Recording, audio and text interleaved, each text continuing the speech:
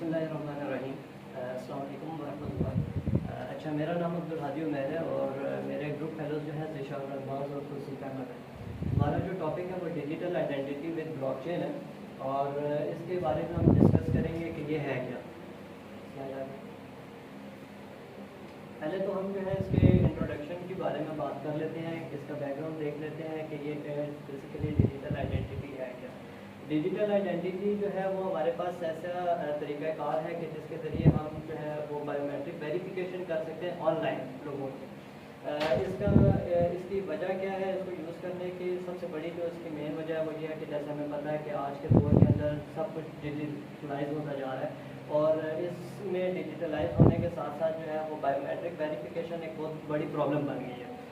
इसको कैटर करने के लिए जो है हमने जो है वो डिजिटल आइडेंटिटी को ब्लॉकचेन के साथ जो है इम्प्लीमेंट करना है और ताकि जो है उसकी जो सिक्योरिटी है और जो बायोमेट्रिक वेरिफिकेशन है उसको डिसेंट्रलाइज करके एक प्रॉपर तरीक़ाकार एक प्रॉपर चैनल के ज़रिए जो है ना उसको सेव किया जा सके और सिक्योर किया जा सके, ताकि जो ट्रस्ट इश्यूज़ हैं और जो भी इस तरह का प्रॉब्लम्स आ रही हैं उनको जो है हम दूर कर सकें।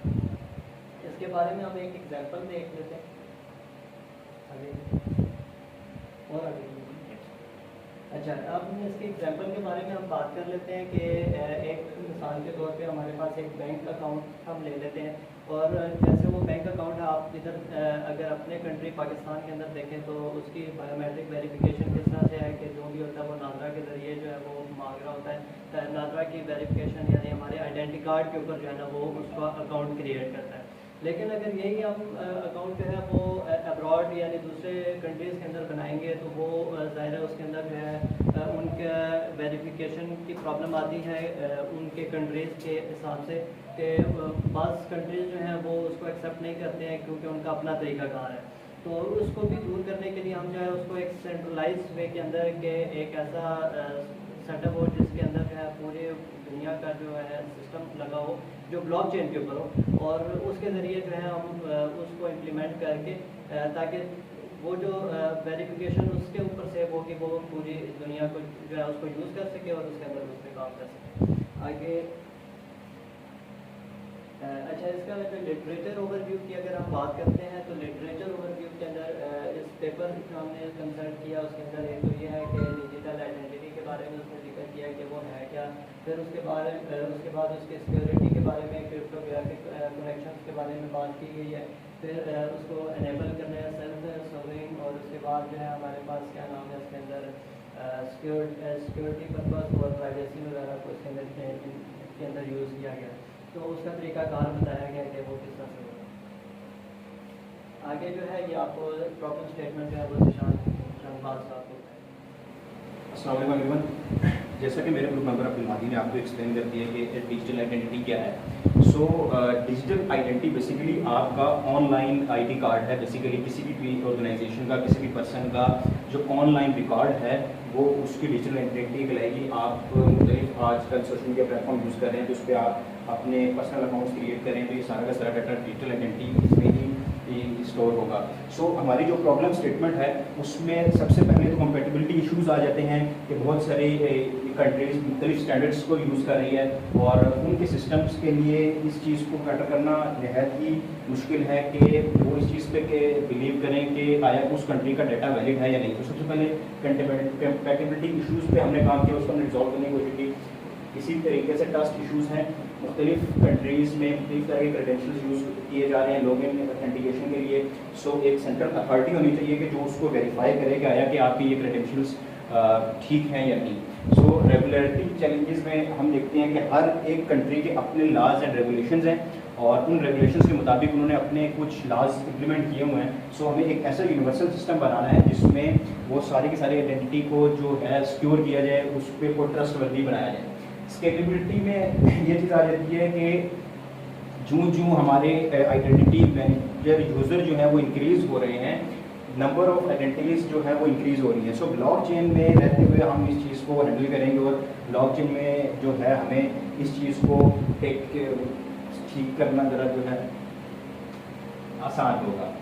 ये काइंडली नेक्स्ट स्लाइड। ये हमारे कुछ रेफरेंसेस है जहाँ से हमने डाटा को जो है एनालाइज किया, इसकी स्टडी की मेथडोलॉजी यानी कि इसको हम कैसे अपने सिस्टम के साथ इंटीग्रेट कर रहे हैं। हमने एक ऐसा ब्लॉकचेन प्लेटफॉर्म यूज़ करना है जो इस हमारे मैनेजमेंट के लिए जो है बिल्कुल एक्यूरेट हो। फिर हमने उसमें स्मार्ट कॉन्ट्रैक्ट्स क्रिएट करने हैं, बेसिकली स्मार्ट कॉन्ट्रैक्ट्स बनाए जाएंगे जिसमें आइडेंटिटी जो है वो सेव कराई जाएगी। देन हम क्रिप्टोग्राफिक सिक्योरिटी मेजर्स का इस्तेमाल करेंगे और उसके बाद हमने अपने उस सिस्टम को टेस्ट करना है। टेस्ट करने के बाद उसकी मुख्तलिफ टेस्टिंग होगी और फिर हमने उसको डिप्लॉय कर देना है। बेसिकली ये स्लाइड जो इनकैप्सुलेट कर रही है तमाम मेथोडोलॉजी जो हमने अपने सिस्टम के अंदर यूज़ करी है। सो ये हमारा कुछ सिस्टम और मेथोडोलॉजी थी जिसके ज़रिए हम जो है अपने सिस्टम को जो सिक्योर, ट्रस्टवर्दी और कंपैटिबिलिटी इशूज़ जो हैं उसको रिजॉल्व करेंगे। सो नेक्स्ट अब हम बात करेंगे प्रपोज सोल्यूशन की, जो मैं अपने ग्रुप मेंबर तौसीफ अहमद को कहूँगा कि वो काइंडली आएँ और अपना प्रपोज सोल्यूशन पे जो है वो बात करें। तो नेक्स्ट प्रपोज सिस्टम जैसा कि हमने अभी इन्होंने शान ने बात की कि हमने प्रॉब्लम स्टेटमेंट निकाली थी अपने पेपर में, उसमें हमारे पास डिफरेंट इश्यूज आते हैं, जैसे कि स्केलेबिलिटी इश्यूज थे और सेंट्रलाइज डाटा था उसमें, ठीक है, ये इशू था। तो हम जो प्रपोज सिस्टम की बात कर रहे हैं उसमें हमारे पास जैसे कि यूज़र हमारा डाटा ऑनलाइन होगा, ठीक है, यूज़र इसमें एक है कि हम जो भी डाटा होगा वो खुद उसको वेरीफाई कर सकते हैं। उसका डाटा किसी ऑर्गेनाइजेशन या किसी थर्ड पर्सन के पास नहीं जाएगा, वेरीफाई होने के लिए नहीं जाएगा, और ना उसके पास किसी चीज़ की एक्सेस होगी, ना उसमें वो चेंजेस कर सकते हैं। बल्कि जो यूज़र होगा जिसने अपनी आइडेंटिटी की वेरिफिकेशन के लिए रिक्वेस्ट की होगी वो उसमें खुद ही चेंजिंग कर सकता है और उसी में खुद ही वो कोई चीज़ को अगर वेरीफाई करना चाहता है तो वेरीफाई के लिए रिक्वेस्ट करेगा। तो जैसा कि इसमें हमने बताया कि एक बात में data store and control by intermediate blockchain which allowed for access control of the personal information. मतलब उसकी जो पर्सनल इन्फॉर्मेशन होगी उस पर उसका अपना कंट्रोल होगा, किसी थर्ड पार्टी का कंट्रोल नहीं होगा। और इसको हम डायग्राम से आपको रिलेट करके दिखाते हैं।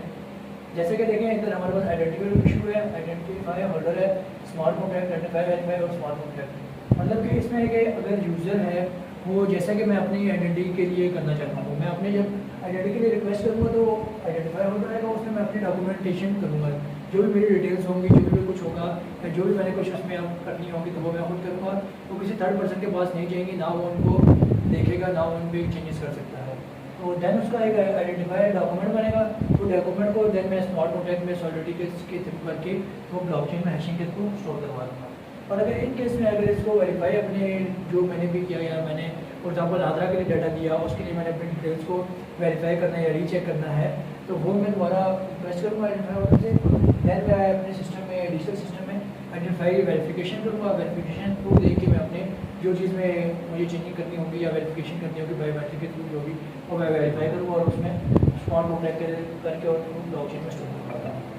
ये हमारा बेसिकली प्रपोज सिस्टम था जो कि हमने डिफरेंट पेपर्स देखे थे, उनमें प्रॉब्लम्स निकली थी, उनके बाद हमने ये बनाया था।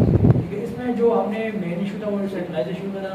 ठीक है, उसके बाद हमने इसमें प्रपोज किया था डिसेंट्रलाइज सिस्टम बनाने के, इसमें क्या डाटा किसी एक ऑर्गेनाइजेशन के पास या एक बंदे के पास ना हो, ठीक है, बल्कि और लाइक अब हम रेफरेंस की बात करते हैं, ये पेपर्स हैं जिनसे हमने अपने जिनके पेपर्स के थ्रू हमने इसको देखा है और रिसर्च करके हमें अपने प्रपोज सिस्टम में और अपनी साइट बनाए पेपर के बाद।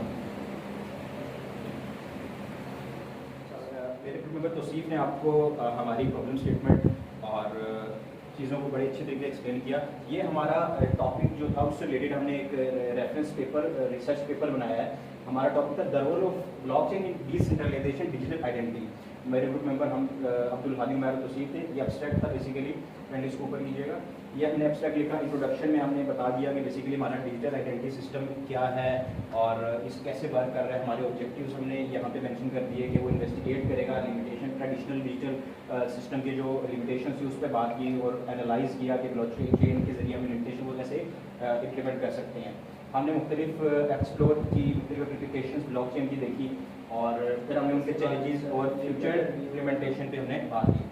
लिटरेचर व्यू में हमने बेसिकली मुख्तलिफ चीज़ों पे हमने रिसर्चिंग की, उसको एनालाइज किया, उसको समझा और हमने सर्वेस किए ब्लॉकचेन इम्प्लीमेंटेशन पे जो प्रीवियसली इस पर क्या काम हो चुका है और किन चीज़ों पे काम करने की ज़रूरत है। ब्लॉकचेन टेक्नोलॉजी को हमने ट्रेसेबिलिटी और वेरिफिकेशन के पर्पज से भी देखा, उसकी वजह से भी इसको एनालाइज किया। फिर डिसेंट्रलाइजेशन जिस पर मेरे ग्रुप में तौसीफ ने काफ़ी डिटेल में बात की, उसको हमने ब्लॉकचेन के जरिए इम्प्लीमेंट किया। उसके बाद प्रॉब्लम स्टेटमेंट थी जिसमें हमारे पास कंपेटिबिलिटी इशूज़ थे कि मुख्तलिफ कंट्रीज़ हैं, उनके मुख्तलिफ स्टैंडर्ड्स यूज़ हो रहे हैं और वो मुख्तलिफ लॉज को फॉलो कर रहे हैं। सो उनके लिए इस चीज़ को ट्रेडिशनल सिस्टम में ऑथेंटिकेट करना एक नहायत ही कम्प्लेक्स इशू है। अब मिसाल के तौर पर अगर एक कोई आइडेंटिटी होल्डर है और हमारे डिजिटल आइडेंटिटी सिस्टम में उसको किसी ऑनलाइन पर्पस के लिए कुछ डाटा शो करवाना है, सो वो बजाय अपना फुल डाटा को एक्सेस दिए, बगैर एक्सेस दिए वो अपना फॉर एग्जांपल उसको सिर्फ और सिर्फ एज कंसिस्टेंस चाहिए, तो वो अपना ब्लॉकचेन में जो हमने इम्प्लीमेंटेशन करके जो आइडेंटिटी सिस्टम है उसमें से एक पीस ऑफ चंक एज वाला उठा के अपना ऑनलाइन जो है वो शो करवा सकता है। उससे बेसिकली ये हमें बेनिफिट होगा कि आपका जो होल डाटा है वो उनके पास नहीं जाएगा, बल्कि आपका जो चंक ऑफ डाटा आपको चाहिए वो उनको शो होगा। तो ये बहुत बड़ा जो है हमने इशू को जो है यहाँ पे रिजॉल्व किया। अब नेक्स्ट कॉस्ट मैनेजमेंट के वाले से हमने देखा कि इसमें कॉस्ट मैनेजमेंट ज़्यादा ना हो, सो उसके लिए हमने मुख्तलिफ स्टडी की और रिसर्च हमें बताया। प्रपोज सिस्टम और सोल्यूशन में डिसेंट्रलाइजेशन की, डिसेंट्रलाइजेशन पे काम किया, सिक्योरिटी पे काम किया, प्राइवेसी पे काम किया, मेथोडोलॉजीज थी कुछ जो हमने ऑलरेडी एक्सप्लेन आपको कर दी हैं। सो चैलेंजेस बहुत जो सबसे ज़्यादा मेन बात थी वो टेक्निकल चैलेंजेस थे, फिर जिसमें स्केलेबिलिटी जो एक मेन फैक्टर था, फिर रेगुलर एक्सेप्टेंस थी, टेक्निकल इंटीग्रेशन थी, ये कंक्लूजन और कुछ फ्यूचर वर्क है जो हम फ्यूचर में इस पर इम्प्लीमेंट कर सकते हैं। और ये हमारे कुछ रेफरेंसेस थे। सो बहुत शुक्रिया, जज़ाकल्लाह, अस्सलामु अलैकुम।